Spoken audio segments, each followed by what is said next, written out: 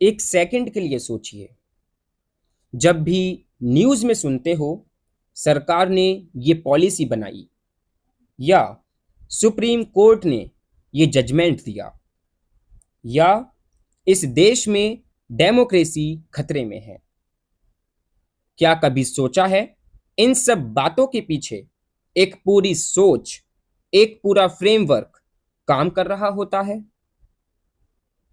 किसी ने कभी बैठ के सोचा था कि स्टेट क्या होता है, जस्टिस क्या होता है, लिबर्टी और इक्वालिटी दोनों में बैलेंस कैसे बनाया जाता है? वही सोच, वही फ्रेमवर्क, उसी का नाम है पॉलिटिकल थ्योरी। और आज हम इसी को समझने की कोशिश करेंगे, बिल्कुल शुरू से, जीरो से हीरो तक। ये वीडियो है इग्नू एमए पॉलिटिकल साइंस के MPS 001 पेपर के unit 1 what is political theory and why study it, यानी कि पॉलिटिकल थ्योरी क्या है और इसे क्यों पढ़ना चाहिए। ये टॉपिक इतना इंपॉर्टेंट है कि इसके बिना आगे का पूरा कोर्स समझ ही नहीं आएगा, क्योंकि ये उस पूरी बिल्डिंग की फाउंडेशन है, कहें तो उस बिल्डिंग की एक नींव है। मैंने देखा है जब भी स्टूडेंट्स पॉलिटिकल थ्योरी स्टार्ट करते हैं, उनका पहला रिएक्शन होता है ये तो बहुत बोरिंग और एब्स्ट्रैक्ट सब्जेक्ट है। लेकिन मैं प्रॉमिस करता हूं, अगर आज का वीडियो पूरा देखोगे तो ये सब्जेक्ट आपको बोरिंग नहीं बल्कि फैसिनेटिंग लगेगा, क्योंकि हम हर कॉन्सेप्ट को रियल लाइफ एग्जाम्पल से, रोजमर्रा की जिंदगी से कनेक्ट करने की कोशिश करेंगे। डियर स्टूडेंट्स, जो पॉलिटिकल थ्योरी है वो केवल पॉलिटिक्स के बारे में थ्योरी नहीं है। पॉलिटिक्स की थ्योरी के साथ साथ ये जो है साइंस ऑफ पॉलिटिक्स भी है एंड फिलॉसफी ऑफ पॉलिटिक्स भी है। अगर हम साइंस ऑफ पॉलिटिक्स के बारे में चर्चा करें, यानी कि विज्ञान के बारे में चर्चा करें, जैसे कि हम जानते हैं साइंस के अंदर हम सबसे पहले चीजों को ऑब्जर्व करते हैं, देन उसके बाद जो डाटा होता है उसको हम कलेक्ट करते हैं एंड उसके बाद उसको समझाने की कोशिश करते हैं। जैसे इकोनॉमिक्स में GDP डेटा से हम ग्रोथ समझने की कोशिश करते हैं। सेम उसी तरीके से ये जो है फिलॉसफी ऑफ पॉलिटिक्स है। फिलॉसफी कहें यानी कि दर्शन शास्त्र, जहां पर हम चीजों के बारे में ये बात करते हैं कि क्या ये सही है और क्या गलत है। जैसे वैल्यू बेस्ड सवालों के बारे में हम बात करते हैं, जैसे इंसान को आजादी मिलनी चाहिए। इस तरीके के वैल्यू बेस्ड क्वेश्चंस की जब हम बात करते हैं तो हम बात करते हैं फिलॉसफी की। तो डियर स्टूडेंट्स, काफी सारे टॉपिक्स हैं जो कि आप लोगों को इस यूनिट के अंदर कवर करने हैं। इस वीडियो में हम कवर करने की कोशिश करेंगे, सबसे पहला जानने और समझने की कोशिश करेंगे कि थ्योरी आखिरकार होता क्या है। सिंपल लैंग्वेज में एग्जाम्पल्स के थ्रू समझने की कोशिश रहेगी कि आखिरकार थ्योरी को हम किस तरीके से एक्सप्लेन कर सकते हैं और समझ सकते हैं। दूसरा टॉपिक है पॉलिटिकल थ्योरी क्या है। जब हम थ्योरी वर्ड को पॉलिटिकल के साथ जोड़ देते हैं तो उसका क्या मतलब होता है, जिसमें अलग अलग स्कॉलर्स की डेफिनेशंस के बारे में हम चर्चा करेंगे। उसके बाद टॉपिक थर्ड है पॉलिटिकल थॉट, कॉस्मोलॉजी और आइडियोलॉजी। ये तीनों चीजें क्या सेम हैं? अगर सेम नहीं है, डिफरेंट हैं, तो डिफरेंट किस बेसिस पे हैं, इसको भी समझने की प्रयास करने वाले हैं। पॉलिटिकल थ्योरी का नेचर या कह सकते हैं उसके फीचर्स क्या हैं, जहां पर हमें लगता है कि ये हिस्ट्री है, कभी लगता है ये फिलॉसफी है और कभी लगता है ये साइंस है, लेकिन एक्चुअल में है क्या, इसको भी समझने की कोशिश करेंगे। पॉलिटिकल थ्योरी का जो ग्रोथ है और जो इवोल्यूशन है, यानी कि किस तरीके से इमर्ज हुई, किस तरीके से इवॉल्व हुई, और आज के टाइम पे जो हम कंटेम्प्रेरी पॉलिटिकल थ्योरी देख पाते हैं वो आखिरकार है क्या, इसको भी हम समझने की कोशिश करेंगे।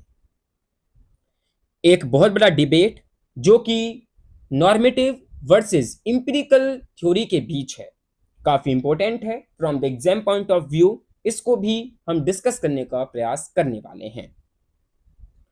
पॉलिटिकल थ्योरी स्टडी क्यों करें, यानी कि क्या उसका इंपॉर्टेंस है, क्या सिग्निफिकेंस है, इसके बारे में विस्तार पूर्वक चर्चा करेंगे। कुछ बड़े डिबेट्स जैसे पॉलिटिकल थ्योरी की डिमाइस और यूनिवर्सलिज्म वर्सेस रिलेटिविज्म, इसके बारे में भी चर्चा करेंगे। और एंड में exam oriented tips, previous year questions और एक मॉडल आंसर भी आप लोगों को दिखाऊंगा। तो वीडियो को आप लोग जो हैं एंड तक जरूर देखिएगा, क्योंकि अगर एग्जाम में अच्छे मार्क्स चाहिए तो लास्ट वाला जो पोर्शन है वो सबसे ज्यादा क्रूशियल है, काफी ज्यादा काम आने वाला है। तो चलिए शुरू करते हैं। आई जस्ट होप कि आप लोगों को यहां तक सभी चीजें क्लियर हो रही होंगी। अगर हां तो कमेंट में प्लीज यस लिख दीजिएगा, ताकि मुझे पता चल सके कि आप लोग मुझसे कनेक्ट कर पा रहे हैं। तो चलिए आगे बढ़ते हैं, लेकिन उससे पहले आप लोगों से एक हम्बल रिक्वेस्ट है। अगर आप इस चैनल पढ़ाई विद गुरु चेला पर नए हैं तो प्लीज नोटिफिकेशन बेल आइकन को प्रेस करते हुए चैनल को सब्सक्राइब कर दें, ताकि आने वाले जो भी फर्दर अपडेट्स होंगे वो उनकी नोटिफिकेशंस आप लोगों तक मिलती रहें, आपसे किसी भी प्रकार का वीडियो, किसी भी प्रकार का कॉन्सेप्ट मिस ना हो। आप लोग जो है टेलीग्राम चैनल को भी ज्वाइन कर सकते हैं, उसका लिंक इस वीडियो के डिस्क्रिप्शन बॉक्स में देखने को मिल जाएगा।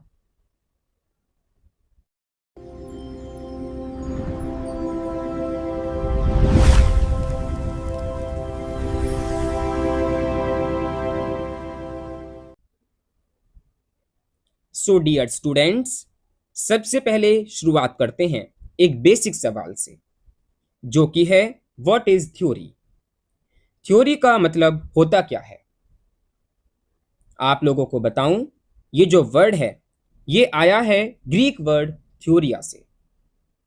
इसका मतलब होता है किसी चीज को गहराई से, ध्यान से देखना और समझने की कोशिश करना। सोचिए, तुम एक साइंटिस्ट हो और एक नया फिनोमिनन देख रहे हो। तुम उसे ध्यान से ऑब्जर्व करते हो, उसके बारे में सोचते हो और फिर एक एक्सप्लेनेशन बनाते हो। यही है थ्योरी का कोर आइडिया। अगर हम सिंपलेस्ट फॉर्म में कहें कि क्या डेफिनेशन होगी थ्योरी की, तो आप लोग लिख सकते हैं theory means generalised statements presented as reliable knowledge about a subject. समझ नहीं आया? कोई बात नहीं, आइए एक एग्जाम्पल से समझने की कोशिश करते हैं।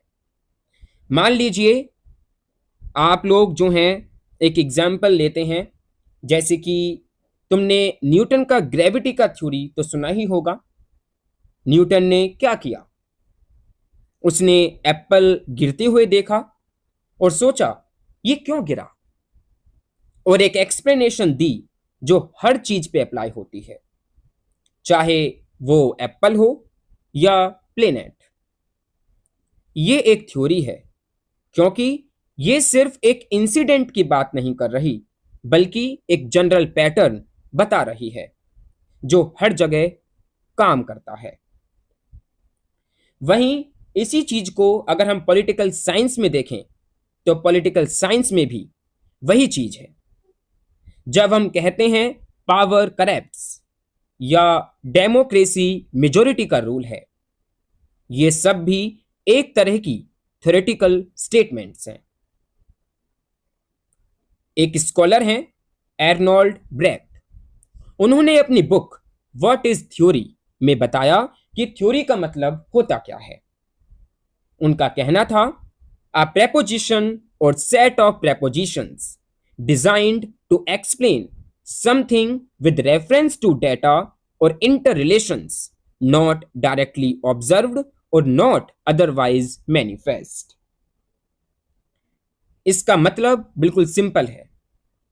थ्योरी एक ऐसी स्टेटमेंट है जो किसी चीज को एक्सप्लेन करती है उन कनेक्शंस के थ्रू जो हमें सीधे सीधे दिखाई नहीं देते। जैसे ग्रेविटी दिखाई नहीं देती, लेकिन उसका इफेक्ट डेफिनेटली दिखता है।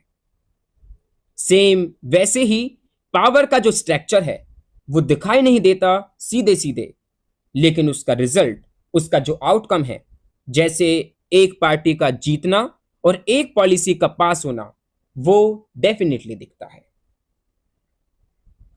यहां पर ब्रेक्ट जो हैं एक इंपॉर्टेंट बात भी कहते हैं। वो कहते हैं थ्योरी दो तरह की होती है।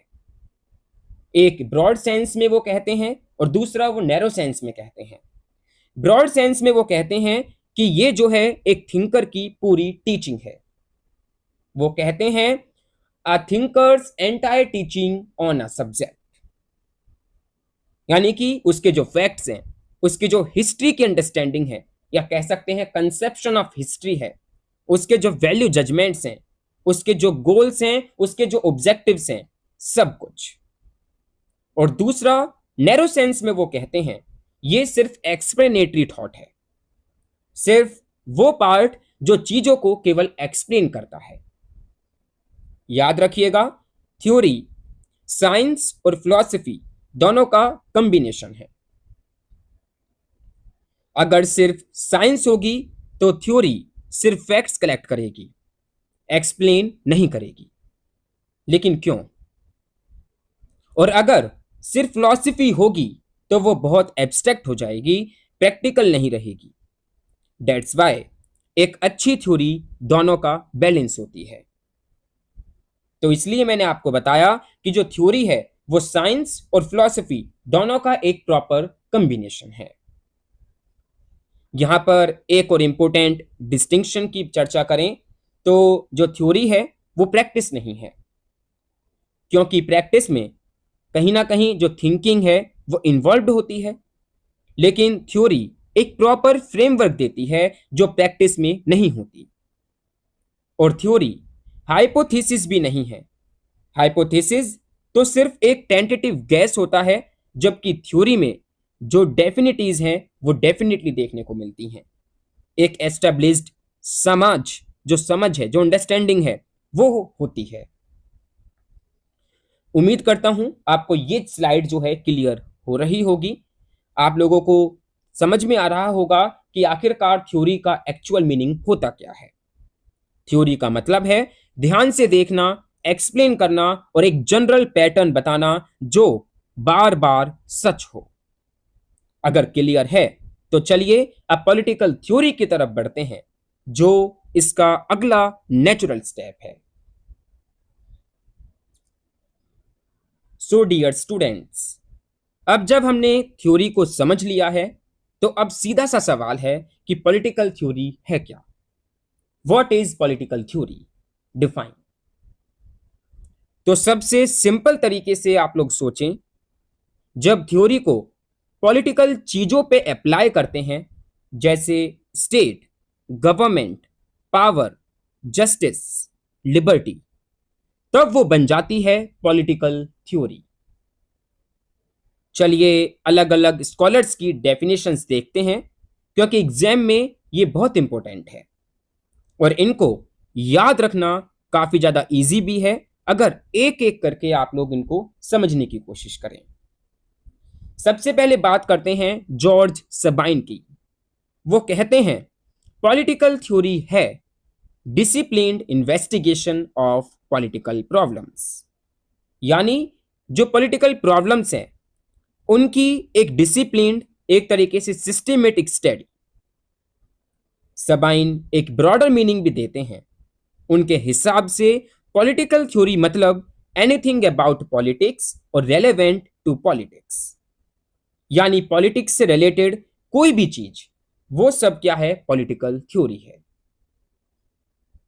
सिंपल भाषा में बात करें तो आप लोग सोचें, आप एक डिटेक्टिव हैं। एक नॉर्मल इंसान क्राइम सीन देख के बस रिएक्शन देगा, लेकिन एक डिटेक्टिव सिस्टेमेटिकली इन्वेस्टिगेट करेगा। वो क्लूज ढूंढेगा, पैटर्न को समझने की कोशिश करेगा, पॉलिटिकल थ्योरिस्ट भी वैसा ही है। वो पॉलिटिक्स को कैजुअली नहीं देखता, बल्कि डिसिप्लिन्ड तरीके से इन्वेस्टिगेट करता है। सेकेंडली हम बात करें डेविड हेल्ड की। डेविड हेल्ड की जो डेफिनेशन है वो ज्यादा डिटेल्ड है। वो कहते हैं जो पॉलिटिकल थ्योरी है वो एक तरीके का नेटवर्क ऑफ कॉन्सेप्ट है, या उन्हीं के शब्दों में कहें तो वो एक्सप्लेन करते हैं पॉलिटिकल थ्योरी को, a network of concepts and generalizations about political life, involving ideas, assumptions, and statements about the nature, purpose, and key features of government, state, and society, and about the political capabilities of human beings. नहीं आया समझ? कोई बात नहीं। जब तक पढ़ाई with गुरु चेला आप लोगों के साथ है, आप लोगों को हर एक चीज जो है डिटेल में समझ आने वाली है। तो चलिए इसको थोड़ा ब्रेक डाउन करने की कोशिश करते हैं। डेविड हेल्ड कह रहे हैं कि जो पॉलिटिकल थ्योरी है वो एक नेटवर्क है, एक जाल है। मतलब बहुत सारे कॉन्सेप्ट्स जैसे जस्टिस, लिबर्टी, सोवरेनिटी, ये सब एक दूसरे से जुड़े हुए हैं जैसे कि एक जाल। और ये नेटवर्क हमें बताता है कि गवर्नमेंट कैसा होना चाहिए, स्टेट का पर्पस क्या है, और सोसाइटी कैसे चलती है, और इंसान में पॉलिटिकल कैपेबिलिटी क्या होती है। यानी हम पॉलिटिक्स कर भी सकते हैं या नहीं। काफी स्ट्रेट फॉरवर्ड डेफिनेशन हमें देखने को मिलती है डेविड हेल्ड के द्वारा। वहीं ब्लूहेन और एंड्रयू हेकर की अगर हम चर्चा करें तो ब्लूहेन ने बहुत ही प्रैक्टिकल डेफिनेशन दी है जो मुझे पर्सनली सबसे ज्यादा रिलेटेबल लगती भी है। उनका कहना है political theory is an explanation of what politics is all about, a general understanding of the political world, a frame of reference. Without one we should be unable to recognize an event as political, decide anything about why it happened, judge whether it was good or bad, or decide what was likely to happen next. आप इसको एक real life example से समझने की कोशिश करें। मैं आप लोगों को एक एग्जाम्पल देता हूं। आप लोग जो फार्मर्स प्रोटेस्ट हुआ था दिल्ली बॉर्डर पे, उसके बारे में जरा सोचें। अगर तुम्हारे पास कोई पॉलिटिकल थ्योरी का फ्रेम ऑफ रेफरेंस नहीं है तो तुम बस इतना ही देख पाओगे कि कुछ लोग रोड पे बैठे हैं। लेकिन अगर तुम्हारे पास पॉलिटिकल थ्योरी का फ्रेमवर्क है तो तुम समझ पाओगी कि ये पॉलिटिकल मोबिलाइजेशन है, ये इंटरेस्ट ग्रुप पॉलिटिक्स है, ये स्टेट और सिविल सोसाइटी का एक रिलेशनशिप है, ये पॉलिसी के अगेंस्ट डिसेंट है। यानी पॉलिटिकल थ्योरी तुम्हें एक लेंस देती है जिससे तुम इवेंट्स को देख सकते हो, समझ सकते हो, इवन प्रिडिक्ट कर सकते हो कि आगे क्या होगा। तो ये पर्सनली मुझे काफी अच्छी डेफिनेशन लगती है। एंड इस तरीके के ही डेफिनेशन जो है हमें एंड्रयू हेकर भी 3 एंगल से देते हैं, 3 एंगल से वो डिफाइन करते हैं। वो कहते हैं कि पॉलिटिकल थ्योरी हमें 3 तरीके से नजर आती है, थ्योरी के रूप में, साइंस के रूप में और फिलॉसफी के रूप में।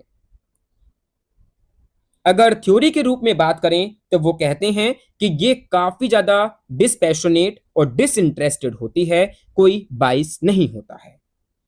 और साइंस के रूप में बात करें तो वो कहते हैं कि पॉलिटिकल रियलिटी को ये डिस्क्राइब करती है बिना उसको जज किए। और फिलॉसफी के रूप में ये बात करते हैं, ये जो है कंडक्ट के रूल्स बताती है जो सोसाइटी के गुड लाइफ को सिक्योर करने में हेल्प करती है।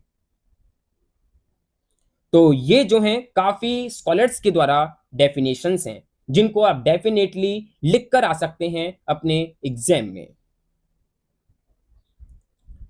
और इसी के साथ एक और comprehensive definition political science dictionary से देखने को मिलती है, जिसमें लिखा है a body of thought that seeks to evaluate, explain and predict political phenomena. इसमें दो ब्रांचेस बताई गई हैं। एक है पॉलिटिकल फिलॉसफी, या जिसको हम नॉर्मेटिव थ्योरी भी कहते हैं, जिसका कंसर्न है वैल्यूज, एनालिसिस, हिस्ट्री और स्पेक्यूलेशन। और दूसरी है इंपिरिकल थ्योरी, जो एक्सप्लेन करती है, प्रिडिक्ट करती है और साइंटिफिकली टेस्टेबल प्रपोजिशंस बनाती है। अब एग्जाम के लिए एक वर्किंग डेफिनेशन आप लोगों को याद होनी चाहिए, जो इग्नू के नोट्स में भी दी गई है। Political theory is a systematic reflection in the form of logically consistent propositions on a class of political phenomena. It is generally based on facts or observation, has explanatory and predictive capability, and involves generalizations as well as value judgment. आप लोग इसको ध्यान से एक से दो बार बोल के प्रैक्टिस कर लीजिएगा, और ये लाइन अगर एग्जाम में आप लोग लिख देते हैं इंट्रोडक्शन में, तो एग्जामिनर को तुरंत लगेगा कि ये तो बिल्कुल ऐसा कॉन्सेप्ट है जो आप लोगों के माइंड में बिल्कुल क्लियर है। सो डियर स्टूडेंट्स, आप लोगों ने देखा कितने स्कॉलर्स, कितनी डेफिनेशंस, लेकिन सब एक ही चीज कह रहे हैं, बस अलग अलग एंगल से। पॉलिटिकल थ्योरी एक सिस्टेमेटिक डिसिप्लिन्ड कोशिश है पॉलिटिक्स को समझने की, एक्सप्लेन करने की, इवैल्यूएट करने की और कभी कभी प्रिडिक्ट करने की भी। चलिए एक छोटा सा रिकैप करते हैं। आई जस्ट होप आप लोगों को चीजें क्लियर हो रही होंगी। एंड अगर मैं आप लोगों से अभी पूछूं कि पॉलिटिकल थ्योरी की 3 डेफिनेशंस बताए, तो आप लोग क्या बोल पाएंगे? आप लोग मुझे कमेंट बॉक्स सेक्शन में इसका जरूर रिप्लाई करें, जहां पर हम बात करते हैं सबाइन की, जो कहते हैं पॉलिटिकल थ्योरी जो है एक सिस्टेमेटिक या डिसिप्लिन इन्वेस्टिगेशन है पॉलिटिकल प्रॉब्लम्स की। डेविड हेल्ट कहते हैं कि ये नेटवर्क ऑफ कॉन्सेप्शंस है एंड जनरलाइजेशंस है। वहीं ब्लूहेन का कहना है ये जो है एक फ्रेम ऑफ रेफरेंस है। अगर ये तीनों आप लोगों को याद हैं, तो आप लोग जो है डेफिनेटली रेडी हो आगे बढ़ने के लिए।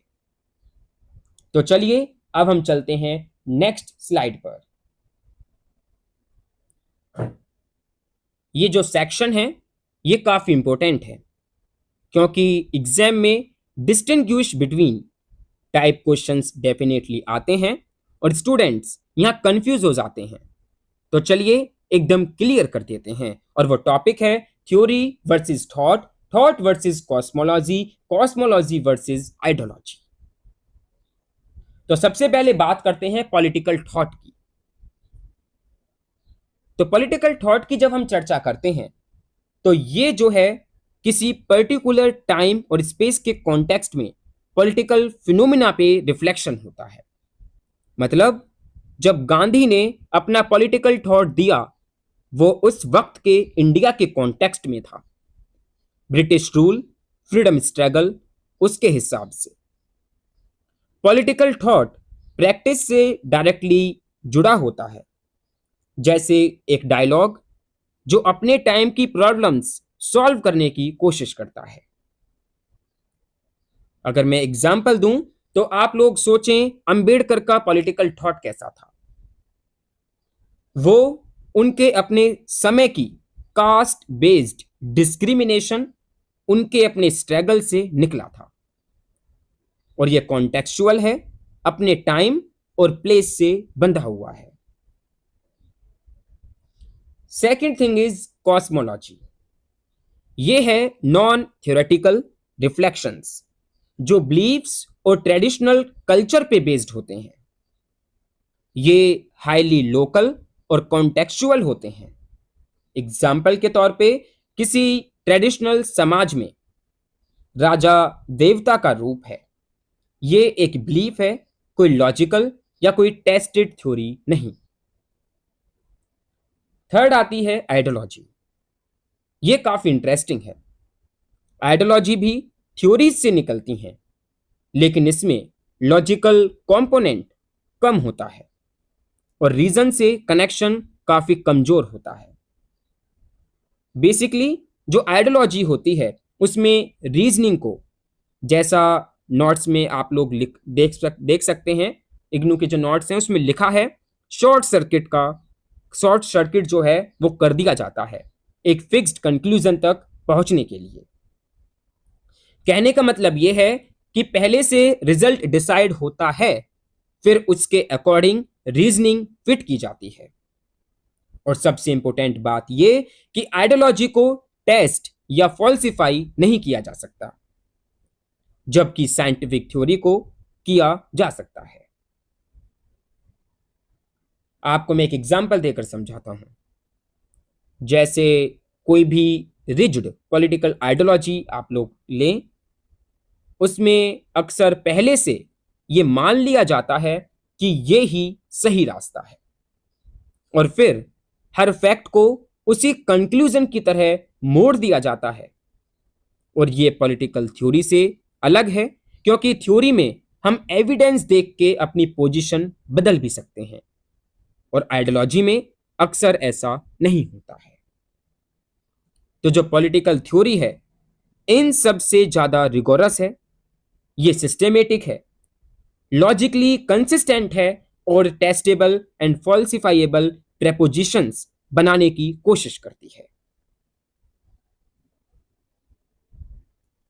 तो एग्जाम के पर्पज से आप लोगों को यहां पे मैं एक टिप देना चाहूंगा कि पॉलिटिकल थ्योरी जो है वो सिस्टेमेटिक है, प्लस में लॉजिकली कंसिस्टेंट है, और जो पॉलिटिकल थॉट है वो कॉन्टेक्चुअल है, प्रैक्टिस ओरिएंटेड है, और जो कॉस्मोलॉजी है वो बिलीफ बेस्ड है, और जो आइडियोलॉजी है वो रीजन शॉर्ट सर्किटेड नॉन फॉल्सिफाइएबल है।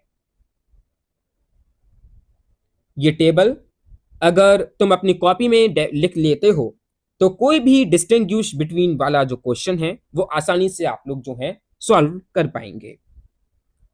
आई जस्ट होप कि आप लोगों को चीजें क्लियर हो रही होंगी, समझ आ रहा होगा कि पॉलिटिकल थॉट, कॉस्मोलॉजी, आइडियोलॉजी और पॉलिटिकल थ्योरी में क्या मेजर डिफरेंसेस हैं। एक बार अपने मन में आप लोग रिवाइज करें।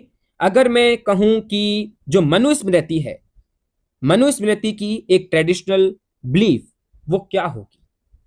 वो थॉट होगा, वो कॉस्मोलॉजी होगा, वो आइडियोलॉजी होगा, या थ्योरी होगा? आप लोग मुझे कमेंट बॉक्स सेक्शन में कमेंट करके बताएं और जरा सोचें। बिल्कुल, वो कॉस्मोलॉजी के ज्यादा क्लोज है, क्योंकि वो बिलीफ बेस्ड और ट्रेडिशनल है। तो चलिए अब आगे बढ़ते हैं और पॉलिटिकल थ्योरी का नेचर, या कह सकते हैं जो उसके फीचर्स हैं वो क्या हैं, उसको समझने की कोशिश करते हैं। और आइए उसको देखने की कोशिश करते हैं, क्योंकि जो अगला टॉपिक है वो इतना इंपॉर्टेंट है from the exam point of view कि हर बार आप लोगों के पास्ट ईयर क्वेश्चन पेपर्स में मुझे देखने को मिला है।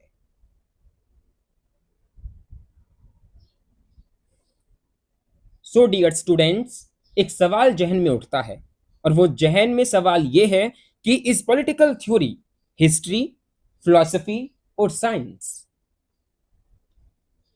ये प्रोबेबली सबसे इंपॉर्टेंट सेक्शन है इस पूरे यूनिट का, इसलिए ध्यान से सुनने और समझने की कोशिश कीजिएगा। और मैं इसको 3 हिस्सों में तोड़ के समझाने की कोशिश करने वाला हूं, ताकि आप लोगों को हर एक चीज क्लियर हो पाए। तो एक बेसिक सा सवाल यह है कि जो पॉलिटिकल थ्योरी है वो असल में है क्या?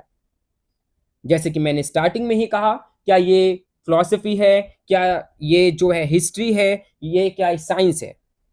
और जवाब है तीनों थोड़ा थोड़ा है, लेकिन पूरी तरह कोई भी नहीं। जो एक पॉलिटिकल थ्योरिस्ट होता है, जैसा टेक्स्ट में लिखा भी है, होता है पार्ट हिस्टोरियन, पार्ट फिलोसोफर और पार्ट साइंटिस्ट। यानी कि जो थ्योरिस्ट है वो थोड़ा थोड़ा सब है। वो हिस्टोरियन का भी एक पार्ट है, वो फिलोसोफर का भी एक पार्ट है, और एक साइंटिस्ट का भी पार्ट है। तो चलिए एक एक करके देखते हैं।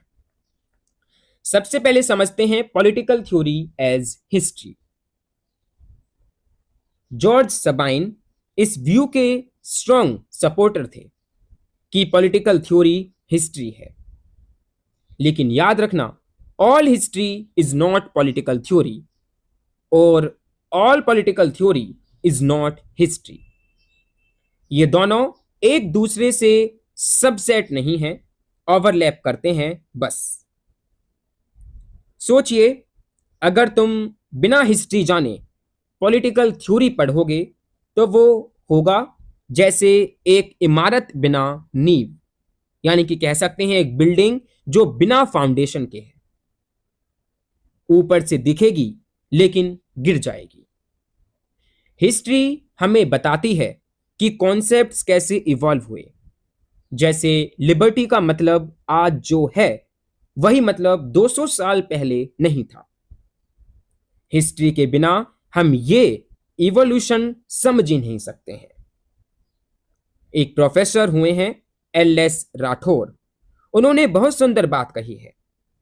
हिस्ट्री को इग्नोर करोगे तो जो पॉलिटिकल थ्योरी है उसका जो डिलाइट है वो कभी वापस नहीं मिल सकता।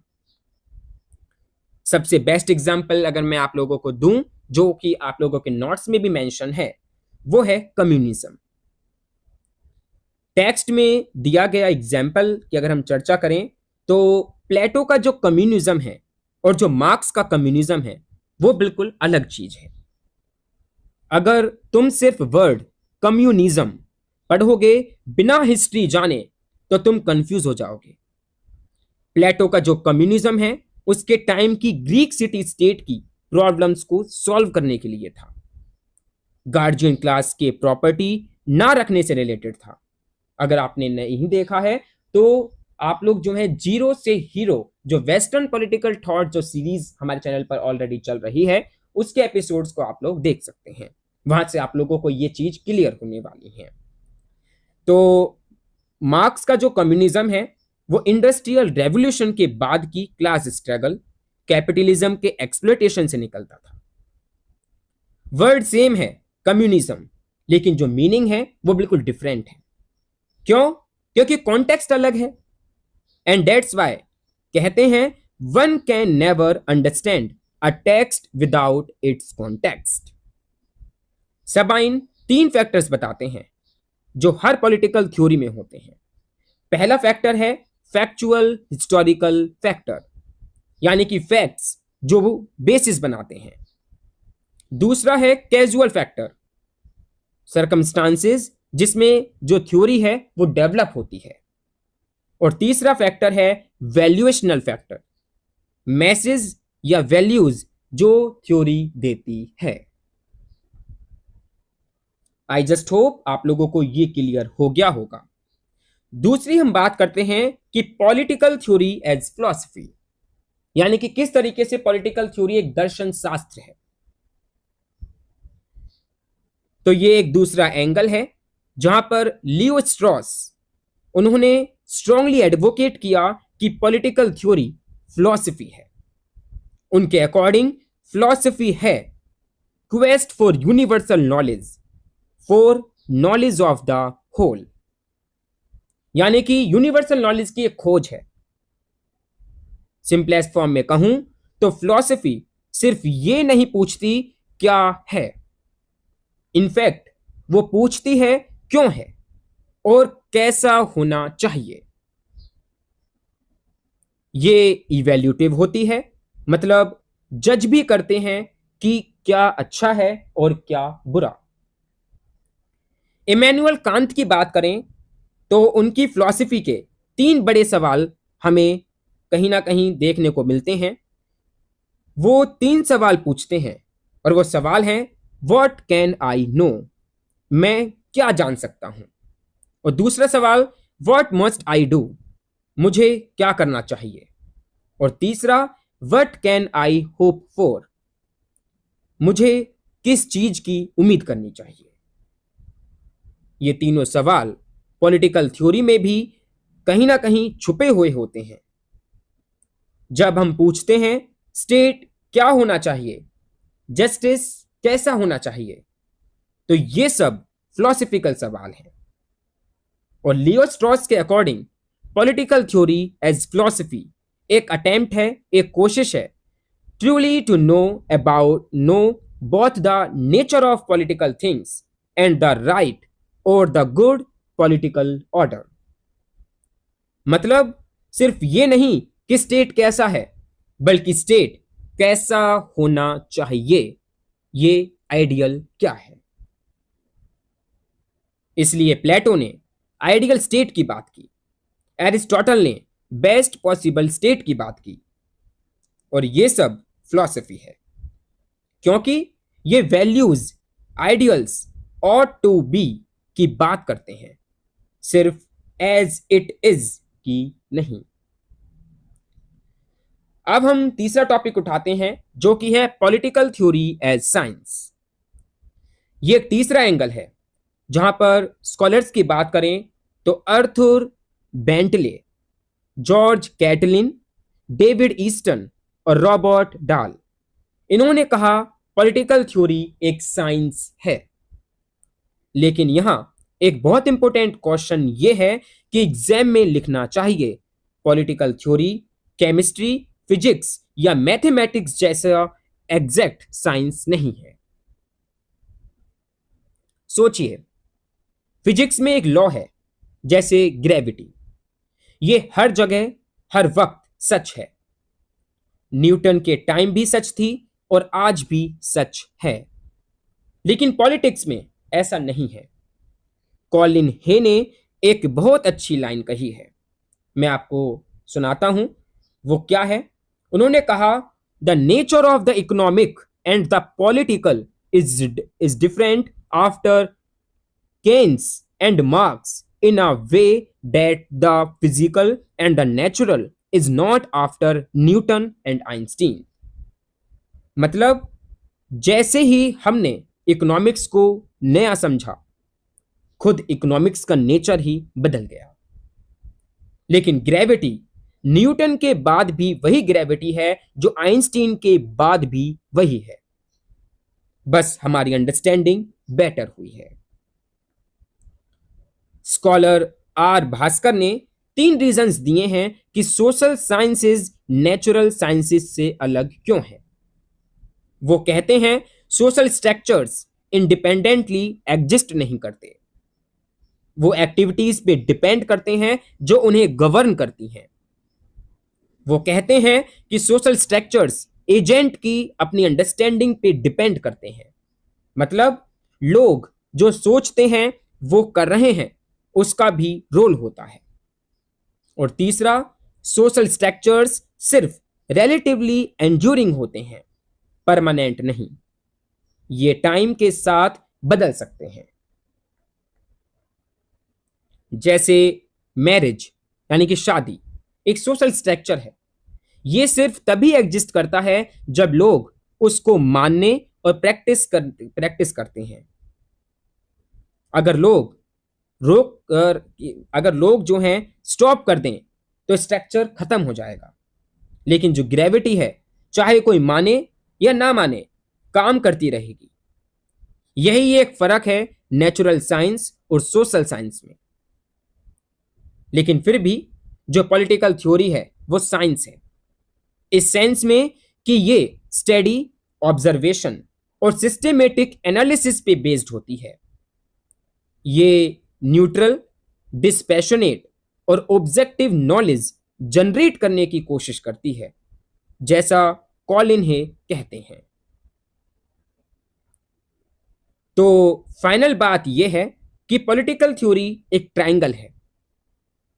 हिस्ट्री देती है इसका बेस, जो कि फैक्ट्स और कॉन्टेक्स्ट के बेसिस पर होता है। फिलॉसफी देती है इसकी सोल, जो कि वैल्यूज और आइडियल्स की चर्चा करता है। और साइंस देता है इसकी मेथड, जो कि सिस्टेमेटिक है, एक तरीके से सिस्टेमेटिक ऑब्जर्वेशन है। कोई भी एक अकेला इन तीनों को रिप्लेस नहीं कर सकता। ये लाइन एग्जाम में बहुत काम आने वाली है। A political theorist has to be a part historian, a part philosopher, and a part scientist. चलिए अब एक क्विक रिकैप करते हैं। आई जस्ट होप कि आप लोगों को समझ आ रहा होगा। अगर मैं आप लोगों से पूछूं कि प्लेटो और मार्क्स का जो कम्युनिज्म है वो अलग क्यों है, तो आप लोग क्या जवाब देंगे? आप लोग सोचें और मुझे कमेंट बॉक्स सेक्शन में कमेंट कर जरूर बताएं कि आपका जवाब क्या है। बिल्कुल सही, क्योंकि कॉन्टेक्स्ट हिस्ट्री अलग थी। और अगर पूछूं कि पॉलिटिकल थ्योरी फिजिक्स जैसी एग्जैक्ट साइंस क्यों नहीं है, इसका जवाब क्या होगा? तो इसका जवाब बिल्कुल सिंपल सा है, क्योंकि सोशल स्ट्रक्चर्स फिक्स्ड नहीं होते। लोगों की जो सोच है और जो समय के साथ जो वो बदलते रहते हैं उस पर डिपेंड करता है। अगर ये दोनों जवाब बिल्कुल क्लियर हैं तो ये सबसे टफ सेक्शन तुमने बिल्कुल क्रैक कर लिया है। ब्रेक लो अगर चाहिए और फिर आगे चलते हैं ग्रोथ एंड इवोल्यूशन की तरफ। अगर आपको ये लेक्चर समझ आ रहा है, पसंद आ रहा है, तो प्लीज नोटिफिकेशन बेल आइकन को प्रेस करते हुए चैनल को सब्सक्राइब कर दें, ताकि आने वाले फर्दर वीडियोस की अपडेट आप लोगों को मिलती रहे। और आप लोग कमेंट बॉक्स सेक्शन में जरूर कमेंट कर बताएं अगर आप चाहते हैं ऐसे ही हम सारी यूनिट्स को कवर करें विद PYQs। आप लोगों का सपोर्ट बहुत मायने रखता है, तो मुझे उम्मीद है कि आप लोग इस लेक्चर को अपने दोस्तों के साथ भी शेयर करने की कोशिश करने वाले हैं। अब हम देखेंगे पॉलिटिकल थ्योरी टाइम के साथ कैसे इवॉल्व हुई, क्योंकि ये भी एक very frequently asked exam question है। Explain the growth and evolution of political theory. Political theory को 3 ब्रॉड फेजेस में हम क्लासिफाई करते हैं, जैसे कि आप देख पा रहे हैं। क्लासिकल पॉलिटिकल थ्योरी, जो कि एंशिएंट ग्रीस से 19th सेंचुरी तक की हम चर्चा करते हैं। दूसरा है modern political theory, 20th century, specially scientific और इंपिरिकल अप्रोच। तीसरा है contemporary political theory, 20th century का दूसरा हाफ, जो कि आज तक है। ये जो डिवीजन है ये थेमेटिक है, टाइम के साथ साथ अप्रोच के बेसिस पे भी। क्लासिकल में फिलॉसफी डोमिनेंट थी और मॉडर्न में साइंस डोमिनेट हो गई, और कंटेम्प्रेरी दोनों का सिंथेसिस करती है। तो चलिए समझने की कोशिश करते हैं क्लासिकल पॉलिटिकल थ्योरी। तो जो क्लासिकल पॉलिटिकल थ्योरी है वहां पर हम चर्चा करते हैं सोक्रेटिस, प्लेटो एंड एरिस्टोटल की। ये शुरू होती है एंशिएंट ग्रीक कल्चर से, जहां पर सोक्रेटिस, प्लेटो और एरिस्टोटल के थ्रू, और चलती है 19th सेंचुरी के शुरुआत तक। और जो मॉडर्न पॉलिटिकल थ्योरी है, modern political theory 15th to 16th century से लिबरल सोच के साथ शुरू होती है और 20th सेंचुरी में अपने पीक पे पहुंचती है, जो कि institutional, positivist, empirical, behavioural approaches के थ्रू हमें देखने को मिलती है। और उसके बाद अगर हम चर्चा करें कंटेम्प्रेरी पॉलिटिकल थ्योरी की, तो ये जो है ये 20वीं शताब्दी के दूसरे हाफ में डेवलप होती है और क्लासिकल और मॉडर्न दोनों का सिंथेसिस करने की कोशिश करती है। तो चलिए अब ब्रीफली डिस्कस करते हैं क्लासिकल पॉलिटिकल थ्योरी। तो शेल्डन वॉलिन ने क्लासिकल पॉलिटिकल थ्योरी के फीचर्स बताए हैं। चलिए सिंपल भाषा में मैं आपको समझाने की कोशिश करता हूं। सबसे पहला है, ये रिलायबल नॉलेज पाने की कोशिश करती थी पॉलिटिक्स के बारे में। बिलीफ के लिए रेशनल बेसिस और एक्शन के लिए भी रेशनल बेसिस। दूसरा फीचर यह है कि ये पॉलिटिकल को पब्लिक और कॉमन के साथ आइडेंटिफाई करती थी, जैसे Greek polis, Roman respublica, medieval commonwealth. ये सब सबका साझा का एक कॉन्सेप्ट है। तीसरा, इसका बेसिक यूनिट था बॉडी पॉलिटिक, पूरा पॉलिटिकल होल जिसमें एक्टिविटी, जहां पर हम रूलिंग, वारफेयर, एजुकेशन की चर्चा करते हैं, और रिलेशनशिप जहां पर हम रूलर और रूल्ड की रिलेशनशिप के बारे में चर्चा करते हैं, और तीसरा है बिलीफ जहां पर जस्टिस और इक्वलिटी सब इंक्लूड थे। चौथा, इसमें एम्फेसाइज था ऑर्डर, बैलेंस, स्टेबिलिटी, हार्मनी पे। और पांचवा, ये कंपैरेटिव स्टडी करती थी डिफरेंट पॉलिटिकल फॉर्म्स, कंपेयर करती थी, जैसे मोनार्की, एरिस्टोक्रेसी, डेमोक्रेसी। और छठा, ये इथिकल थी, प्लेटो का आइडियल स्टेट, एरिस्टोटल का बेस्ट पॉसिबल स्टेट, और सेंट ऑगस्टीन का सिटी ऑफ गॉड। सातवां और आखिरी, ये बोल्ड और रेडिकल थी, बेस्ट फॉर्म ऑफ पॉलिटी को आइडियल के रूप में प्रोजेक्ट करती थी। कुछ इसके क्रिटिक्स इसको यूटोपियन भी कहते थे। चलिए मैं आपको एक एग्जाम्पल के थ्रू समझाने की कोशिश करता हूं। आप लोग सोचिए, प्लेटो का रिपब्लिक, उसने एक फिलोसोफर किंग वाला आइडियल स्टेट डिस्क्राइब किया। क्या वो रियलिस्टिक था? शायद नहीं, लेकिन उसका पर्पस था एक बेस्ट पॉसिबल ऑर्डर कैसा दिख सकता है, और उसने यही इमेजिन किया। यह क्लासिकल पॉलिटिकल थ्योरी का एक स्टाइल है, हाई आइडियल्स की तरफ देखना। अब हम बात करते हैं मॉडर्न पॉलिटिकल थ्योरी की। तो इसके जो हैं दो बड़े डिविजन्स देखने को मिलते हैं, एक है लिबरल ट्रेडिशन और दूसरा है मार्क्सिस्ट ट्रेडिशन। जो लिबरल ट्रेडिशन है स्टूडेंट्स, वो इंडिविजुअलिस्टिक है, एलिटिस्ट है, और प्लूरलिस्ट अप्रोचेस इसके अंदर शामिल हैं। स्कॉलर्स जैसे कि मैरियम, के, ढाल, ईस्टर्न, इन्होंने जोर दिया प्रेजेंट पे ना कि पास्ट पे, ऑब्जेक्टिव पे ना कि सब्जेक्टिव पे, साइंटिफिक पे ना कि फिलोसफिकल पे। कहने का मतलब यह है कि फैक्ट्स और डाटा को बेस बनाया, वैल्यूज को फैक्ट से सेपरेट किया, ह्यूमन बिहेवियर को स्टडी करके जनरलाइजेशंस बनाई गई। और दूसरा है मार्क्सिस्ट ट्रेडिशन, जिसे डायलैक्टिकल मेटेरियलिस्ट या साइंटिफिक सोशलिस्ट थ्योरी भी कहते हैं।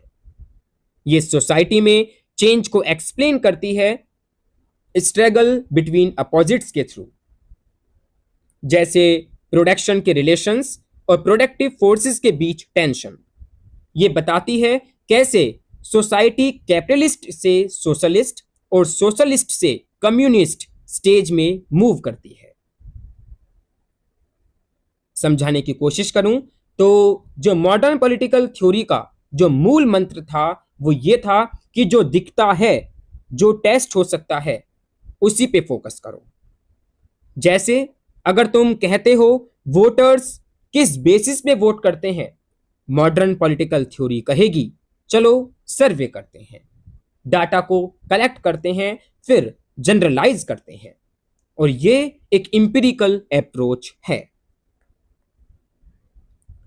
वहीं अगर हम कंटेम्प्रेरी पॉलिटिकल थ्योरी के बारे में भी चर्चा करें तो डेविड हेल्ट के अकॉर्डिंग कंटेम्प्रेरी जो पॉलिटिकल थ्योरी है वो क्या है?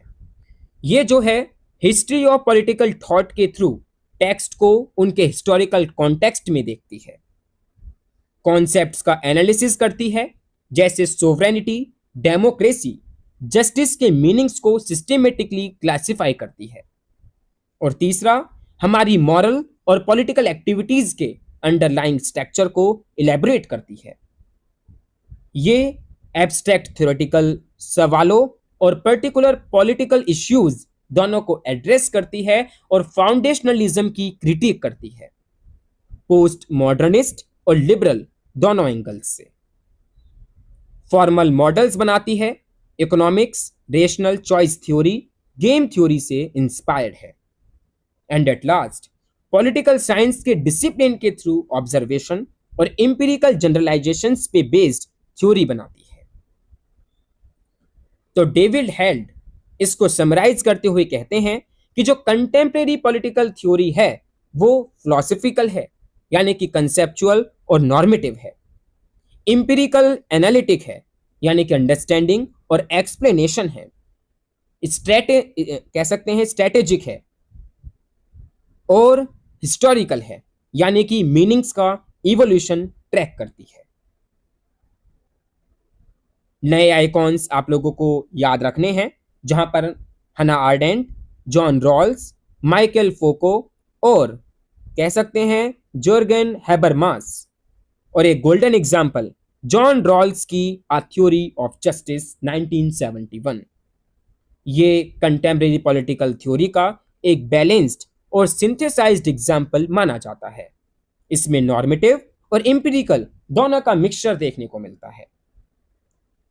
तो सिंपल तरीके से आप लोग याद रखें कि जो क्लासिकल है वो फिलॉसफी डोमिनेंट है, यानी कि नॉर्मेटिव है, इथिकल है, आइडियल फोकस्ड है। और जो मॉडर्न पॉलिटिकल थ्योरी है वो साइंस डोमिनेंट, यानी कि इंपिरिकल है, बिहेवियरल और डेटा फोकस्ड है। और कंटेम्प्रेरी पॉलिटिकल थ्योरी ये सिंथेसिस है, दोनों का एक तरीके से बैलेंस है। उम्मीद करता हूं आपको समझ आ रहा होगा कि किस तरीके से इवॉल्व हुई। अगर मैं नाम लूं प्लेटो का तो किस कैटेगरी में आएगा, क्लासिकल में, कंटेम्प्रेरी में या मॉडर्न में? और मैं नाम लूं रॉबर्ट ढाल का तो किस में आएगा, मॉडर्न में, कंटेम्प्रेरी में या क्लासिकल में? बिल्कुल, आप लोगों के जवाब सही हैं। जो प्लेटो है वो क्लासिकल पॉलिटिकल थ्योरी में आएगा, और जो रॉबर्ट ढाल हैं वो मॉडर्न पॉलिटिकल थ्योरी में आएगा। बिहेवियरल अप्रोच की हम चर्चा करते हैं। और अगर मैं नाम लेता हूं जॉन रॉल्स का, बिल्कुल आप बिल्कुल सही हैं, जॉन रॉल्स को हम कंटेम्प्रेरी पॉलिटिकल थ्योरी के अंदर शामिल करेंगे, और ये नाम कैटेगरी मैचिंग एग्जाम में बहुत काम आती है, इसलिए आप लोगों को इनकी प्रैक्टिस कर लेनी चाहिए।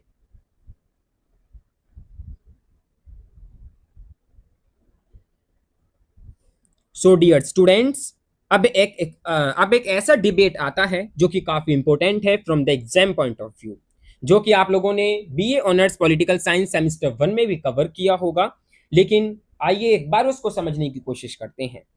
तो अब एक ऐसा डिबेट है जो शायद पूरे पॉलिटिकल थ्योरी पेपर में सबसे ज्यादा और बार बार पूछा जाता है, नॉर्मेटिव वर्सेस इंपिरिकल अप्रोच। चलिए एकदम प्रैक्टिकल तरीके से हम चीजों को समझने की कोशिश करते हैं। नॉर्मेटिव अप्रोच ये बात करता है क्या होना चाहिए, मतलब ये जो है प्रिस्क्रिप्टिव है। और जो इंपिरिकल अप्रोच है ये बात करता है क्या है, मतलब ये डिस्क्रिप्टिव है। इसको एक सिंपल एग्जांपल से समझो। सोचिए, तुम अपने दोस्त से पूछते हो कि उसकी सैलरी क्या है, उसकी सैलरी के बारे में आप लोग पूछते हैं। अगर वो कहे मेरी सैलरी 30,000 है, तो ये एक इंपिरिकल स्टेटमेंट है, यानी कि जो है, जो ऑब्जर्वेबल है, जो फैक्ट है। वहीं अगर वो कहता है मेरी सैलरी 50,000 होनी चाहिए क्योंकि मैं इतना काम करता हूं, तो ये जो है एक नॉर्मेटिव स्टेटमेंट है, एक वैल्यू जजमेंट, एक शुड बी की बात है। तो पॉलिटिकल थ्योरी में भी यही होता है। इंडिया में बात करें तो 60% लोग वोट करते हैं। ये एक इंपिरिकल है, एक फैक्ट बेस्ड, एक टेस्टेबल है।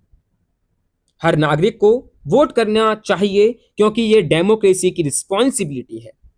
और ये जो है एक नॉर्मेटिव स्टेटमेंट है, एक वैल्यू बेस्ड स्टेटमेंट है।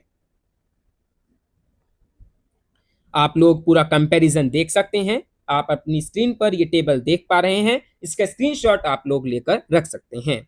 और ये एग्जाम में लगभग 12 मार्क्स का क्वेश्चन बन सकता है। और इसके साथ अगर ये भी पूछा जाए डिफाइन पॉलिटिकल थ्योरी, तो 20 मार्क्स का क्वेश्चन डेफिनेटली इग्नू के क्वेश्चन पेपर्स में देखने को मिल सकता है। तो जो नॉर्मेटिव थ्योरी है, जो इंपिरिकल थ्योरी है, नॉर्मेटिव की बात करें तो ये प्रिस्क्रिप्टिव है, यानी कि ऑट टू है। और जो इंपिरिकल है ये डिस्क्रिप्टिव है, यानी कि एज इट इज की बात करता है। जो नॉर्मेटिव पॉलिटिकल थ्योरी है वो इवैल्यूटिव है, वो क्वालिटेटिव है, यानी कि इसको आप इवैल्यूट कर सकते हैं। वहीं जो इंपिरिकल है वो वैल्यू न्यूट्रल है, वो क्वांटिटेटिव है। और जो नॉर्मेटिव है वो कम ऑब्जर्वेशन है, वो डाटा पे फोकस नहीं है। और जो इंपिरिकल है वो ज्यादा ऑब्जर्वेशन है, ये पूरी तरीके से डाटा पे फोकस्ड होती है। जो नॉर्मेटिव पॉलिटिकल थ्योरी है वो एब्स्ट्रैक्ट रीजनिंग, एनालिटिक फिलॉसफी है। और वहीं जो इंपिरिकल थ्योरी है वो बिहेवियरल अप्रोच और लॉजिकल पॉजिटिविज्म है। नॉर्मेटिव पॉलिटिकल थ्योरी की चर्चा करें तो ये फिलोसफिकल है, आइडियलिस्टिक है, हिस्टोरिकल है। अदर हैंड जो इंपिरिकल थ्योरी है वो एनालिटिकल है, साइंटिफिक है और एक्सप्लेनेटरी है। जो नॉर्मेटिव पॉलिटिकल थ्योरी है वो इंपिरिकली वेरीफाई नहीं हो सकती, लेकिन जो इंपिरिकल थ्योरी है वो टेस्टेबल और फॉल्सिफाइबल है। जो नॉर्मेटिव पॉलिटिकल थ्योरी है उसका ऑब्जेक्टिव है, उसका एम है कि पब्लिक लाइफ का कंडक्ट इंप्रूव करना। वहीं इंपिरिकल पॉलिटिकल थ्योरी का एम है पब्लिक लाइफ में ह्यूमन बिहेवियर को समझना। तो जो नॉर्मेटिव अप्रोच के सब्सटेंटिव क्वेश्चंस होते हैं, जैसे कि जस्टिस, लिबर्टी, इक्वालिटी, राइट्स या डेमोक्रेसी या पॉलिटिकल ऑब्लिगेशन, ये सब वैल्यू बेस्ड हैं जिन पे हम डिबेट करते हैं कि क्या होना चाहिए। इसका जो फाउंडेशनल सवाल है वो ये है, क्या मोरालिटी का कोई रेशनली ऑब्जेक्टिव्स बेसिस है या मोरालिटी सिर्फ एक ह्यूमन कन्वेंशन है, कम्युनिटी की ट्रेडिशंस का प्रोडक्ट है।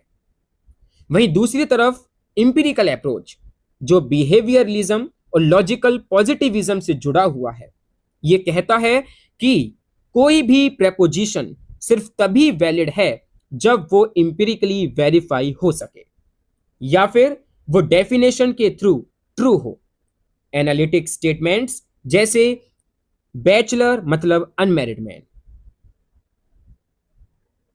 आजकल हम लोग जो हैं पॉलिसी एनालिसिस या पॉलिटिकल साइंस रिसर्च देखते हैं, जैसे इलेक्शन सर्वेज, ओपिनियन पोल्स, वो सब इंपिरिकल अप्रोच है।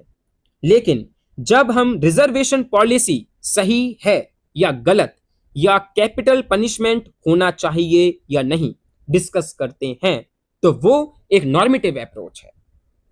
इंटरेस्टिंग बात यह है कि असल जिंदगी में दोनों अप्रोच साथ साथ चलते हैं। एक अच्छा पॉलिटिकल थ्योरिस्ट सिर्फ फैक्ट्स नहीं देता, वैल्यूज भी डिस्कस करता है। और सिर्फ वैल्यूज पे बात नहीं करता, इनफैक्ट फैक्ट्स भी देखता है। तो आई जस्ट होप कि आप लोगों को यहां पर empirical and normative political theory के बीच अंतर समझ में आया होगा। तो चलिए एक क्विक टेस्ट लेता हूं मैं आप लोगों का। आप लोगों के लिए सवाल यह है कि सुप्रीम कोर्ट ने यह जजमेंट दिया कि आर्टिकल 370 वैलिड था। अब आप लोग बताएं क्या यह नॉर्मेटिव है या इंपिरिकल है? बिल्कुल सही बात है, यह इंपिरिकल है। यह एक फैक्ट है जो डेफिनेटली हुआ।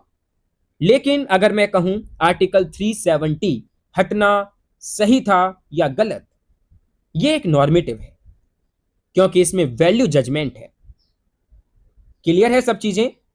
अगर क्लियर हैं तो आप लोग बहुत अच्छी तरीके से चीजों को समझ पा रहे हैं। और चलिए अब देखते हैं पॉलिटिकल थ्योरी स्टडी क्यों करनी चाहिए, जहां पर उसकी इंपोर्टेंस के बारे में हम बात करेंगे, जो कि काफी इंपॉर्टेंट है from the exam point of view. Alright dear students, अब ये सवाल उठता है कि why should we study political theory? हमें पॉलिटिकल थ्योरी क्यों पढ़नी चाहिए?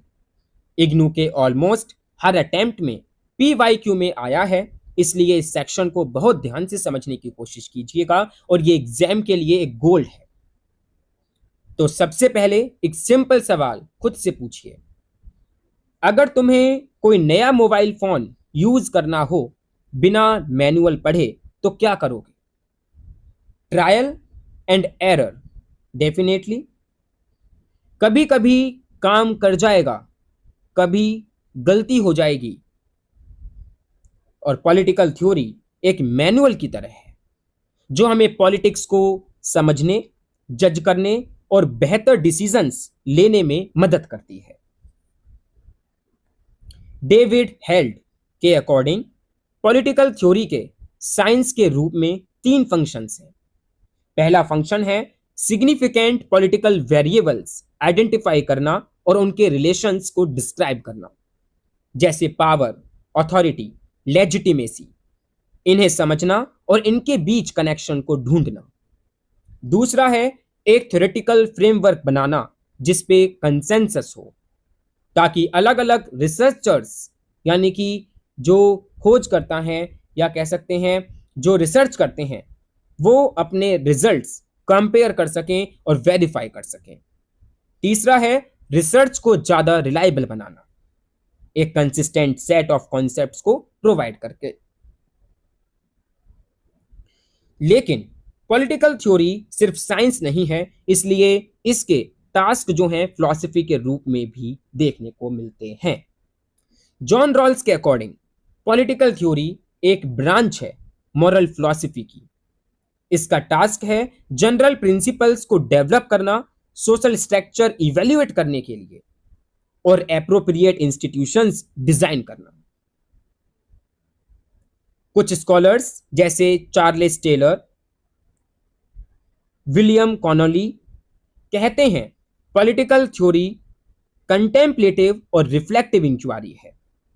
इंसान के एग्जिस्टेंस को समझने के लिए यह एक नॉर्मेटिव ब्रांच है।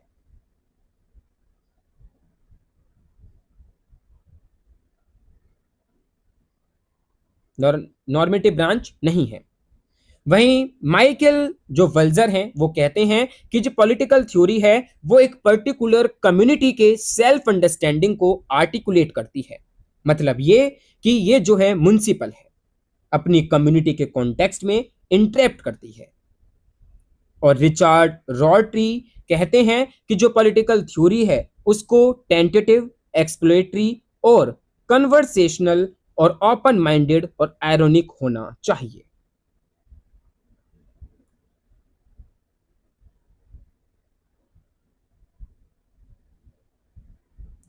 अब देखते हैं इसकी सिग्निफिकेंस, इसका इंपोर्टेंस क्यों इंपोर्टेंट है पॉलिटिकल थ्योरी। तो जॉन प्लेमेनर्ड्स अपने essay the use of political theory में उन लोगों को जवाब देते हैं जो कहते हैं पॉलिटिकल थ्योरी डेड है। वो कहते हैं पॉलिटिकल थ्योरी एक सीरियस और डिफिकल्ट इंटेलेक्चुअल एक्टिविटी है और आज के मॉडर्न टाइम में इसकी जरूरत पहले से ज्यादा है। ये वैल्यूज, नॉर्म्स और गोल्स की स्टडी है। भले ही ये इंपिरिकल नॉलेज जैसी ना हो, लेकिन उतनी ही इंपॉर्टेंट है। ये हिस्टोरिकली उन थ्योरीज की स्टडी है जिन्होंने इंसान की अपने बारे में, सोसाइटी के बारे में इमेज को शेप किया है और उनका सोशल या पॉलिटिकल बिहेवियर डिटरमाइन किया है।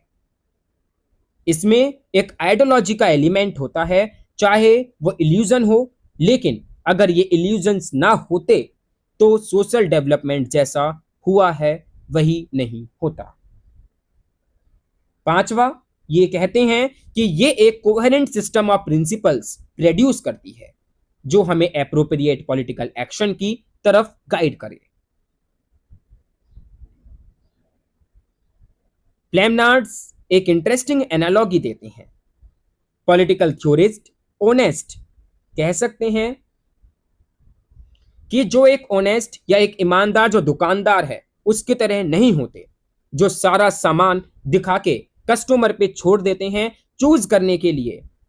वो प्रीचर्स एंड कह सकते हैं प्रोपेगेंडिस्ट होते हैं। वो एक हायरार्की ऑफ प्रिंसिपल्स प्रोड्यूस करते हैं और एक्सप्लेन करते हैं कि इंसान को उन्हें कैसे यूज करना चाहिए। सी ब्राइट मिल्स अपनी बुक द मार्क्सिस्ट 1962 में बताते हैं पॉलिटिकल थ्योरीज क्या करती हैं। ये खुद एक सोशल रियलिटी है, ये एक आइडियोलॉजी है जिसके थ्रू इंस्टीट्यूशंस को जस्टिफाई या अटैक किया जाता है। ये एक इथिक है जो इंसानों, इवेंट्स, मूवमेंट्स को जज करने में यूज होती है। ये एक्शन के एजेंसीज डेजिग्नेट करती है, रिफॉर्म, रिवॉल्यूशन या कंजर्वेशन के स्ट्रेटेजीज और प्रोग्राम्स। ये हमें मैन, सोसाइटी और हिस्ट्री की थ्योरीज देती है, बताती है हम कहां खड़े हैं और कहां जा रहे हैं। तो मेरे दोस्तों, मेरे प्यारे बच्चों, एक लाइन में मैं समझाऊं तो जो पॉलिटिकल थ्योरी है वो हमें सिर्फ क्या हो रहा है नहीं बताती, बल्कि हमें सिखाती है कैसे सोचना है, कैसे जज करना है और कैसे अपनी दुनिया को बेहतर बनाने के लिए काम करना है। जैसा टेक्स्ट में बोला गया है, political theory explains, illuminates, understands, evaluates, enlightens and alters. ये सिर्फ एक एकेडमिक स्टडी या एकेडमिक सब्जेक्ट नहीं है, ये हमें रिस्पॉन्सिबल सिटीजन बनाती है जो अपने देश, अपनी सोसाइटी को क्रिटिकली देख सके। तो आई जस्ट होप कि आप लोगों को पॉलिटिकल थ्योरी का सिग्निफिकेंस, जो इंपॉर्टेंस है, वो समझ आ रहा होगा। अगर एग्जाम में आए कि why should we study political theory, तो तुम क्या लिखोगे? आप लोग 3 हेडिंग्स याद रखिए। First, it gives us a framework और lens to understand politics. Second, it builds our capacity for evaluation or judgment. And third, it guides political action, reform, revolution या conservation. बस इतना स्ट्रक्चर दे दीजिएगा और पूरा आंसर बनकर आ जाएगा।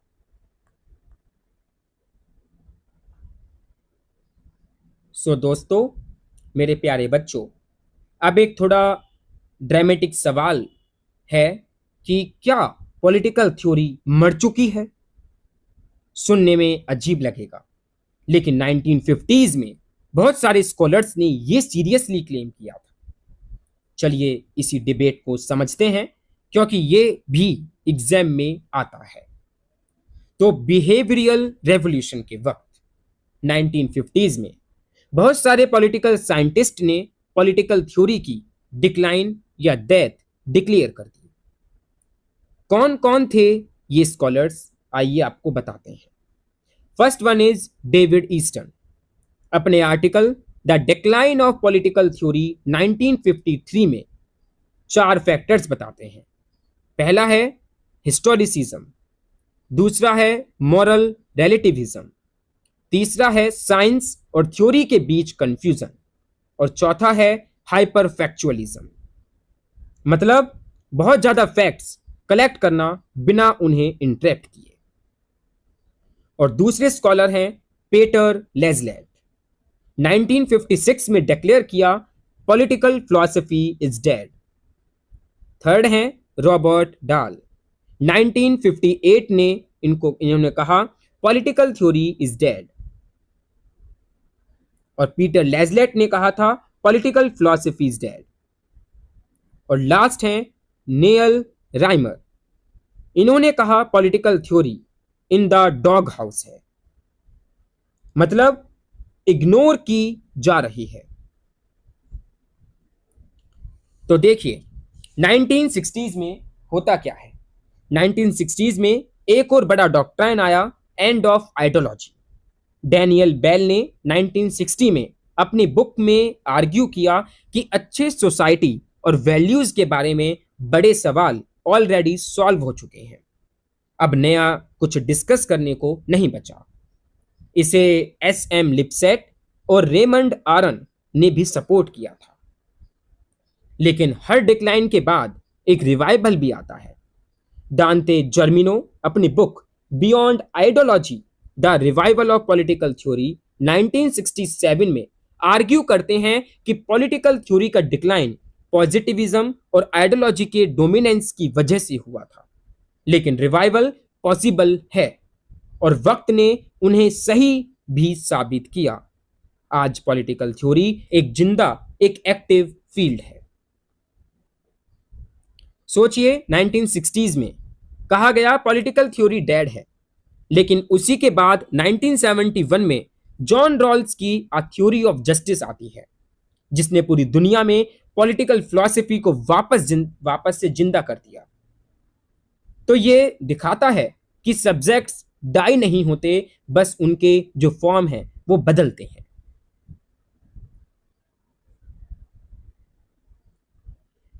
वहीं आता है अब दूसरा बड़ा डिबेट, जो कि है यूनिवर्सलिज्म वर्सेस रिलेटिविज्म। सवाल यह है कि जस्टिस, लिबर्टी, इक्वलिटी जैसी जो वैल्यूज हैं, क्या ये यूनिवर्सल हैं? मतलब हर जगह, हर कल्चर में सेम तरीके से अप्लाई होती हैं, या ये कल्चरली रिलेटिव है?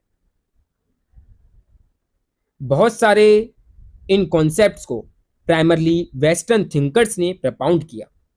थर्ड वर्ल्ड में बहुत सारे स्कॉलर्स और क्रिटिक्स कहते हैं कि इन कॉन्सेप्ट्स की मीनिंग्स और इन्हें रियलाइज करने के जो तरीके हैं वो यूरोसेंट्रिक और इथेनोसेंट्रिक हैं। कहने का मतलब ये है कि ये सिर्फ यूरोप या वेस्ट के पर्सपेक्टिव से देखे गए हैं। क्रिटिक्स का कहना यह है कि ये कॉन्सेप्ट्स कल्चरली कॉन्टेक्चुअल हैं, यानी कि हर सोसाइटी, हर कम्युनिटी के अपने तरीके होते हैं इन वैल्यूज को समझने के और रियलाइज करने के। यूनिवर्सल एप्लीकेशन की जिद उनके अकॉर्डिंग एक तरीके की कल्चरल हेजीमनी है, वेस्ट का रेस्ट पर डोमिनियंस। और दूसरी तरफ कुछ स्कॉलर्स कहते हैं कि अगर हम हर चीज को रिलेटिव मान लें तो बेसिक ह्यूमन राइट्स जैसे टॉर्चर गलत है या स्लेवरी गलत है, ये भी रिलेटिव हो जाएंगे, जो काफी डेंजरस है। इसलिए ये एक ऑनगोइंग अनरिजॉल्व्ड डिबेट है। दोनों साइड्स के अपने स्ट्रॉन्ग आर्गुमेंट्स हैं। आई होप आपको ये डिबेट समझ आ रही होंगी। याद रखिए, डिमाइज डिबेट ईस्टर्न लेस्लेट ढाल ने डेड कहा और जर्मिनो ने रिवाइवल की बात कही। वहीं यूनिवर्सलिज्म वर्सेस रिलेटिविज्म में यह कहा कि क्या वैल्यूज सब जगह सेम हैं या कल्चर स्पेसिफिक हैं। ये दोनों अगर तुम एक पैराग्राफ में लिख सको तो अपने वर्ड्स में लिखिएगा, एग्जाम में फुल मार्क्स डेफिनेटली आप लोगों को मिलने वाले हैं।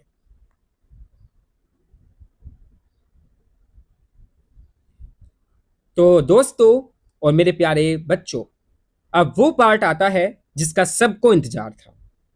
एग्जाम में क्या आता है और कैसे लिखना है। तो मैंने इग्नू के प्रीवियस ईयर क्वेश्चंस पेपर्स देखे हैं और इस टॉपिक से 3 क्वेश्चंस बार बार रिपीट हुए हैं ऑलमोस्ट हर सिंगल अटेम्प्ट में। और वो क्वेश्चंस हैं, why should be study political theory, explain the growth and evolution of political theory, discuss the meaning and nature of political theory. 20 marks each question आप लोगों को देखने को मिलते हैं और ये तीनों हमने इस वीडियो में ऑलरेडी कवर कर लिए हैं। तो अगर तुमने पूरा वीडियो ध्यान से देखा है तो तुम इन तीनों के ही आंसर्स बिल्कुल प्रॉपर तरीके से दे सकते हो। अब देखते हैं इग्नू के एग्जाम में आंसर कैसे लिखना है ताकि अच्छे मार्क्स आप लोगों को मिल सके। तो क्योंकि कंटेंट बिल्कुल सही होने के साथ साथ प्रेजेंटेशन भी उतनी ही इंपॉर्टेंट होती है, तो इग्नू पेपर्स में 3 सेक्शंस होते हैं। Section a long answers 20 marks, जिसको आपको 500 वर्ड्स में लिखना होता है, और एक होता है सेक्शन बी जहां पर मीडियम आंसर्स होते हैं लगभग 12 मार्क्स के, 250 वर्ड्स में आप लोगों को लिखना होता है। और एक सेक्शन सी होता है शॉर्ट नोट्स जो कि 6 मार्क्स के होते हैं, 100 वर्ड्स में आप लोगों को लिखना होता है। अगर मैं गलत हूं तो आप मुझे करेक्ट करने की कोशिश कीजिएगा। 20 मार्क्स आंसर का स्ट्रक्चर मैं आप लोगों को बताऊं किस तरीके से आप लोगों का होना चाहिए। तो सबसे पहले इंट्रोडक्शन होना चाहिए, लगभग 60 टू 80 वर्ड्स, जहां पर आपको की कॉन्सेप्ट को 1 से 2 स्टैंडर्ड डेफिनेशंस के साथ डिफाइन करना चाहिए, जैसे सबाइन या हेल्ड की डेफिनेशन। बताओ आंसर में क्या कवर करोगे। उसके बाद दूसरा होना चाहिए बॉडी स्ट्रक्चर, जो काफी हाई वेटेज पोर्शन है, जहां पर आपको 350 से लेकर 450 वर्ड्स लिखने चाहिए। सब हेडिंग्स में आप लोगों को लिखना चाहिए, जैसे मीनिंग्स, बैकग्राउंड, की फीचर्स, बुलेट पॉइंट्स में आप लोग लिखें तो काफी एप्रोप्रिएट होगा। एंड डिफरेंट व्यूज जो हैं, जहां पर थिंकर्स के नाम आप लोगों को लिखने चाहिए। और अगर क्वेश्चन क्रिटिकल इवैल्यूएशन मांगे तो डिबेट और क्रिटिसिज्म भी मेंशन करना चाहिए। तीसरा होता है कंक्लूजन पार्ट, जिसमें आप लोगों को 40 टू 70 वर्ड्स में लिखना होता है, जो कि एक बैलेंस्ड समरी होती है। जो भी अपना रिस्पॉन्ड आप लोगों, जो भी आपका जो रीजन है, रीजन व्यू आप लोगों को लिखना होता है। कोई नया फैक्ट मत ऐड कीजिएगा। यहाँ पर जो अपने बॉडी स्ट्रक्चर है और जो इंट्रोडक्शन स्ट्रक्चर है, दोनों का कंक्लूजन भी आप लोग लिख सकते हैं। तो कुछ जनरल रूल्स होते हैं हर आंसर राइटिंग में, जो कि आप लोगों को फॉलो करने होते हैं। जैसे कि क्वेश्चन का कमांड वर्ड अंडरलाइन आप लोगों को करना चाहिए, डिस्कस, एग्जामिन, क्रिटिकली एनालाइज या डिस्टिंग्विश। हर वर्ड का मतलब अलग होता है। इंट्रोडक्शन में हमेशा की टर्म डिफाइन करो, सब हेडिंग्स और बुलेट पॉइंट्स यूज करो। एग्जामिनर को क्लैरिटी दिखती है तो मार्क्स ज्यादा मिलते हैं। और जहां भी हो सके थिंकर्स के नाम, बुक टाइटल्स, ईयर्स लिखना मत भूलिएगा। अगर आप ये सब लिखते हैं तो एक्स्ट्रा मार्क्स में मिलते हैं। अगर क्रिटिकली एग्जामिन लिखा है तो दोनों साइड्स लिखो, आर्ग्यूमेंट भी और काउंटर आर्ग्यूमेंट या लिमिटेशन भी। आंसर जो है वो कंक्लूजन के साथ खत्म कीजिए, कोई नया पॉइंट ऐड मत कीजिए एंड में। टाइम मैनेजमेंट होना चाहिए। एक 20 मार्क क्वेश्चन के लिए लगभग 25 से 28 मिनट आप लोगों को देने चाहिए एंड 12 मार्क्स के लिए लगभग 15 मिनट्स और 6 मार्क्स के लिए 8 मिनट्स आप लोगों के पास होने चाहिए। तो अब मैं तुम्हें एक मॉडल आंसर दिखाता हूं स्क्रीन पर। क्वेश्चन है, what is political theory, discuss its nature and scope. तो आप लोग जो है इंट्रोडक्शन में लिखेंगे कि political theory refers to a systematic reflection on political phenomena based on logically consistent propositions. Sabine define करते हैं इसे discipline investigation of political problems के रूप में, और डेविड हेल्ड डिस्क्राइब करते हैं इसे a network of concepts and generalisations about political life के रूप में। बॉडी और नेचर ऑफ पॉलिटिकल थ्योरी में आप लोग जो है हेडिंग्स के नीचे आप लोग जो है बुलेट्स पॉइंट्स में लिखें। इसमें 3 फैक्टर्स होते हैं, फैक्चुअल, कैजुअल और वैल्यूएशनल, जो कि सबाइन ने कहा। ये जनरलाइजेशंस, एक्सप्लेनेशन, इवैल्यूएशन और प्रिडिक्टिव कैपेबिलिटी इन्वॉल्व करती हैं। इसका सेंटर ऑफ ग्रेविटी नॉर्मेटिव ज्यादा है, इंपिरिकल कम है। क्वालिटेटिव ज्यादा है, क्वांटिटेटिव कम है। ह्यूमनिस्टिक ज्यादा है, साइंटिफिक कम है। इसका अनईजी रिलेशनशिप है साइंस, हिस्ट्री और फिलॉसफी के साथ। इसमें डायकोटॉमीज हैं, जहां पर universalism versus relativism, normative versus empirical, classical versus modern या कंटेम्प्रेरी, और ये मल्टी डिसिप्लिनरी है, इसलिए कभी कभी इसे लैकिंग अ कोर आइडेंटिटी भी कहा जाता है। आप लोग जो है बॉडी में लिखें, अगर स्कोप है, स्कोप ऑफ पॉलिटिकल थ्योरी, तो यहां पर हेडिंग्स के नीचे लिखें कि ये जो है ट्रेडिशनली आइडियल सोशल अरेंजमेंट है, जैसे प्लेटो और एरिस्टोटल की हम चर्चा करते हैं। और ये जो है individual society state relationship, Hegel जैसा कहता है। और स्टेट के ओरिजिन थ्योरीज, गवर्नमेंट के फॉर्म्स, जहां पर एरिस्टोटल के 6 टाइप्स ऑफ गवर्नमेंट की हम चर्चा करते हैं।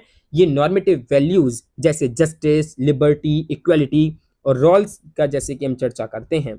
Power, sovereignty, political obligation, democracy जैसे डायमेंशंस भी हैं। और कंटेम्प्रेरी पीरियड में voting behaviour, political parties, gender, race, identity, ecology और पॉलिटिकल इकोनॉमी, डिस्कोर्स एनालिसिस जैसे नए थीम्स भी शामिल हो गए हैं। कंक्लूजन में हम लिख सकते हैं कि पॉलिटिकल थ्योरी एक वाइड रेंजिंग और इवॉल्विंग डिसिप्लिन है जो साइंस और फिलॉसफी के बीच खड़ी है।